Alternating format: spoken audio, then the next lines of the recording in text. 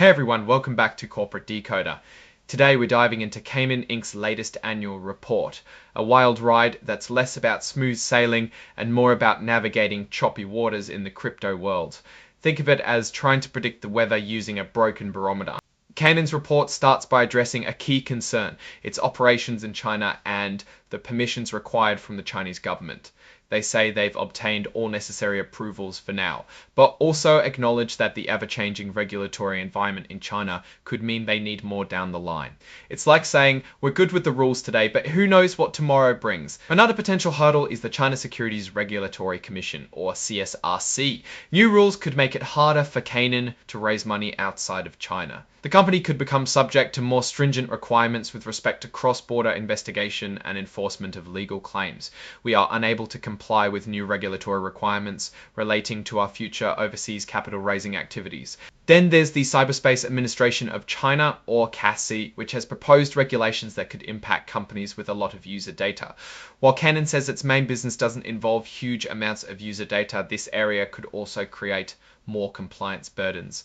The rules remain unclear on companies already listed in the United States. The report also touches on the Holding Foreign Companies Accountable Act, or HFCAA, and the potential delisting of Canaan's shares if its auditor isn't inspected by US regulators. For this reason, we do not expect we will be identified as a commission. Identified issuer under the HFCA after we file this annual report for the fiscal year ended December 31, 2024.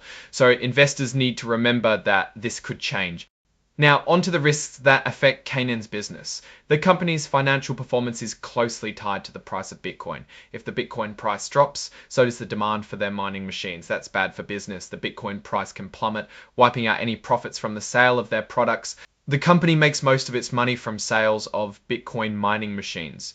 If the market for these machines dries up, Canaan would be in serious trouble. A unique risk for Canaan is the prepayments they make to suppliers. If a supplier can't deliver, Canaan might not get its money back, hurting their cash flow. This highlights the level of risk a customer bears and exposes us to supplier challenges. The company acknowledges that economic, political, and social conditions, as well as governmental policies in China where they have most of their assets and business may affect their operations, prospects, and financial results. A big one, Canaan warns that its American Depository Shares, or ADSs, could be delisted if US regulators can inspect their auditors in China. If the PCAOB determines in the future that it no longer has full access to inspect and investigate completely accounting firms in mainland China and Hong Kong, and we use an accounting firm headquartered in one of these jurisdictions to issue an audit report on its financial statements filed with the SEC, we would be identified as a commission, identified issuer following the filing of the annual report on Form 20F for the relevant fiscal year. That would make it hard to trade their stock. That would substantially impair your ability to sell or purchase our ADSs when you wish to do so. And the risk and uncertainty associated with delisting would having firms in mainland China and Hong Kong, and we use an accounting firm headquartered in one of these jurisdictions to issue an audit report on its financial statements. Filed with the SEC, we would be identified as a commission, identified issuer following the filing of the annual report on Form 20F for the relevant fiscal year. That would make it hard. Let's look at some financials. Revenue is primarily from products and mining revenue. Just a quick comparison. Revenue from products, Bitcoin machines, went up from $176.9 million to $222.3 million. Mining revenue went up as well, $34 million to $44 million. This shows revenue increase due to mining operation. Now, the cost of those revenues is a different story. Product costs went down $368.1 to $300 for a half. Operating expense, general and administrative expenses went up from $71.07, meaning the company is spending more to run the business for the same amount of return.